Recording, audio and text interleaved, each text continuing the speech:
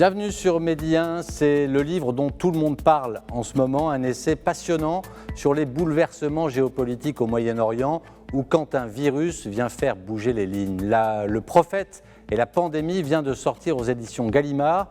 Il est signé Gilles Kepel, politologue, chercheur, spécialiste de l'islam et du monde arabe. Gilles Kepel est notre invité aujourd'hui. Bonjour Gilles Kepel. Bonjour. Et merci d'avoir accepté notre invitation. Vous nous répondez depuis Menton, dans le sud-est de la France. Dans Le prophète et la pandémie, vous expliquez comment cette pandémie qui a bouleversé nos vies, notre quotidien, comment elle a aussi rebattu les cartes au Moyen-Orient avec la chute des prix des hydrocarbures. C'est toute l'économie régionale qui a été bouleversée et les influences. Et pour vous, un personnage central a tiré son épingle du jeu, c'est le président turc Recep Tayyip Erdogan. Et il y a une date clé, écrivez-vous, c'est le 24 juillet dernier. Que s'est-il passé ce jour-là, Gilles Kepel ? Merci de votre invitation. Merci à toutes les Marocaines et tous les Marocains qui nous regardent. Alors, le 24 juillet, c'est une date très importante dans l'affaire du Moyen-Orient parce que c'est l'anniversaire du traité de Lausanne, à la suite duquel Atatürk, qui avait mobilisé l'armée turque, a réussi à casser les plans des Européens qui voulaient couper l'Anatolie en petits morceaux par le traité de Sèvres. Et donc, c'est l'Atatürk victorieux, l'Atatürk militaire, dans lequel le président Erdogan s'inscrit, dans la foulée de laquelle il s'inscrit, pour tordre le bras à l'Atatürk laïque qui avait désacralisé Sainte-Sophie, qui avait été mosquée après la chute de Constantinople en 1453, avant c'était une basilique byzantine, pour en faire un musée destiné à être, selon ses termes, un cadeau pour l'humanité. Et ce faisant, Erdogan essaie de s'emparer du langage de l'islam politique au Moyen-Orient et dans le monde arabe en général, puisque c'est aussi le moment où le grand pèlerinage, le Hajj, va se dérouler.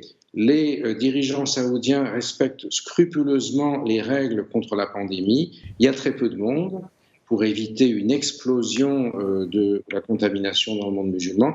Les images de la Mecque ne montrent pas une situation de force, mais plutôt une situation de prudence et de prophylaxie, alors qu'à Istanbul, il y a des images de foule en liesse qui se manifestent derrière le président, et c'est une tentative de s'emparer de l'hégémonie sur le discours de l'islam, un peu comme l'avait fait Khomeini en 1989, après la fameuse fatwa contre Salman Rushdie le 14 février, qui servait aussi à masquer la victoire du djihad sunnite et des Américains le lendemain, quand l'armée soviétique avait quitté Kaboul, conduisant à la chute du mur.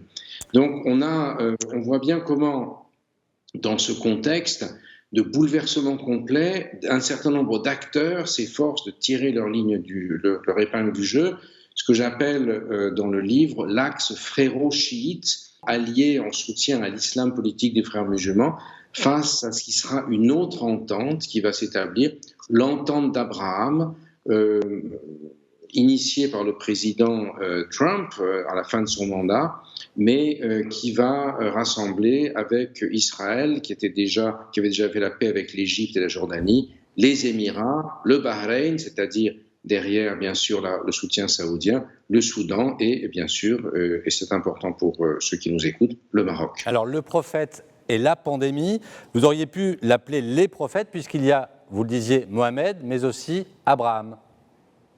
Absolument, oui, c'est la figure prophétique, si vous voulez. C'est aussi parce que dans les moments de bouleversement, de troubles qui sont terribles, qui sont ceux que nous vivons en ce moment, parce que toutes nos habitudes ont changé, tous nos repères ont changé, évidemment, toutes sortes d'appels messianiques, de croyances reviennent au premier plan, et dans une espèce de bouleversement global des règles, puisque ce qui s'est passé en 2020 au Moyen-Orient, finalement, a été quelque chose qui a complètement changé la donne, rebattu les cartes, et c'est ça qu'il faut penser. On peut aussi, vous en avez parlé tout à l'heure, mentionner le problème des hydrocarbures. Le pétrole s'effondre à moins $36 le baril le 20 avril, ensuite il va remonter, et les économies du Golfe essayent de penser l'après-pétrole. Tout le monde en parlait, l'accord de Paris sur le climat, etc. Mais là, tout d'un coup, ça prend une réalité très forte. Et à mon sens, c'est ça qui va favoriser et accélérer ce rapprochement qui était déjà en cours, en coulisses, entre les pétromonarchies et Israël. Les pétromonarchies disposent de fonds souverains gigantesques. Abu Dhabi, c'est à peu près 1000 milliards de dollars sous gestion, toutes catégories confondues. Ils vont se rapprocher de la high-tech israélienne, de la start-up nation israélienne pour construire l'après-pétrole. Ce sera l'hydrogène vert, par exemple, qui est en train d'être mis en place dans le nord-ouest saoudien par le prince Mohammed Ben Salman. Cet apaisement des relations avec certains pays arabes, est-ce qu'il peut servir la cause palestinienne ? Alors, c'est compliqué parce que c'est à la fois renforcé, mais ça bouleverse la donne en Israël même. Le 23 mars, il va y avoir des élections pour la nouvelle Knesset. Benjamin Netanyahou est en position difficile. Il faut absolument qu'il les gagne, sinon il risque de se retrouver en prison. On voit une redistribution des cartes, mais on voit aussi toutes sortes d'acteurs nouveaux qui se mettent en place. Et ça, c'est l'un des aspects absolument extraordinaire et passionnant de cette année 2020. Et j'ai essayé d'écrire ce livre justement à chaud. Bien sûr, j'avais écrit d'autres livres avant, mais j'ai essayé de mettre ces événements en contexte pour bien les comprendre. Et c'est intéressant, bien sûr, pour le Moyen-Orient, mais comme on le voit avec l'accord maroco-israélien, ce sont des choses tout à fait incroyables. Quand vous pensez que Meir Ben Shabbat, le conseiller national de sécurité israélien, dont les parents sont nés au Maroc, est venu au Maroc et a prononcé la bay'a à Sa Majesté Mohammed VI. Vous voyez, on voit bien comment toutes les choses sont en train de se transformer, alors avec évidemment des facteurs d'optimisme d'un côté, mais également des éléments de préoccupants, puisque on ne sait pas très bien quels seront les nouveaux équilibres qui vont se mettre en place. C'est pour ça qu'il est important, à mon sens, de bien comprendre et de bien étudier le phénomène. C'est ce que, à ma modeste place, j'ai tenté de faire. Gilles Kepel, il nous reste très peu de temps. Une question qui intéresse notre région avec un événement important qui est intervenu en décembre. Les États-Unis reconnaissent la souveraineté du Maroc sur le Sahara. Ça aussi, ça bouleverse la donne. Et c'est un coup dur pour l'Algérie qui a déjà du mal sur sa scène intérieure. Oui, bien sûr, ça bouleverse très profondément les équilibres au Maghreb, puisque la légitimité du pouvoir algérien était bâtie principalement sur le soutien au Front Polisario. Et au moment où le président Tebboune a subi différentes difficultés sanitaires, a dû se faire soigner en Allemagne plusieurs fois, on a l'impression que les dirigeants algériens ne savent pas de rien comment gérer la question du Hirak, qui a de nouveau commencé à manifester, un an après son déclenchement originel.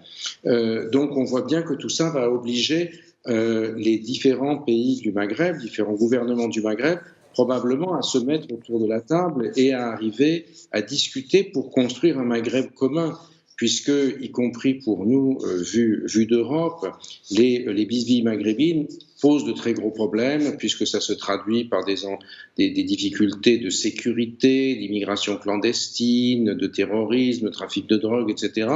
Et d'une certaine manière, ce qui se passe au Moyen-Orient, avec une réconciliation entre des acteurs qu'on croyait irréconciliables, pourrait peut-être fournir une voie pour la sortie de crise ou de guerre froide, entre guillemets, au Maroc, qui serait bénéfique, je crois, pour l'ensemble de la Méditerranée occidentale. Avec un autre souci, c'est la stabilité de la Libye. Le Maroc est engagé dans ce dossier en se montrant très opposé aux ingérences extérieures. Et on en revient au début de notre entretien, on en revient à la Turquie d'Erdogan. Oui, effectivement. Alors, je crois que les choses vont beaucoup changer aussi parce que l'année 2020, c'était la dernière année de la présidence Trump, le président Trump avait tout passé à M. Erdogan, avec lequel les deux familles étaient en affaires. Il avait passé le fait notamment que la Turquie avait acheté des missiles S-400 à la Russie. ce qui fait que la Turquie n'a pas pu avoir accès aux nouveaux bombardiers furtifs F-35 américains. Aujourd'hui, les enjeux sont beaucoup plus complexes et on voit bien que M. Erdogan fait un marche arrière dans ses relations avec la Turquie, dans ses relations avec la France aussi, où le langage très agressif envers Emmanuel Macron aujourd'hui a été mis un peu sous le boisseau, et un nouvel ambassadeur, qui était l'actuel ambassadeur de Turquie en Tunisie, M. Ali Önaner, qui est allé faire l'École nationale d'administration à titre étranger en même temps qu'Emmanuel Macron, est nommé à Paris, donc on peut peut-être espérer que les choses vont s'améliorer. Le prophète et la pandémie, ça vient de sortir aux éditions Gallimard. Merci Gilles Kepel d'avoir été avec nous et merci à vous de nous avoir suivis. Excellente suite des programmes sur Média.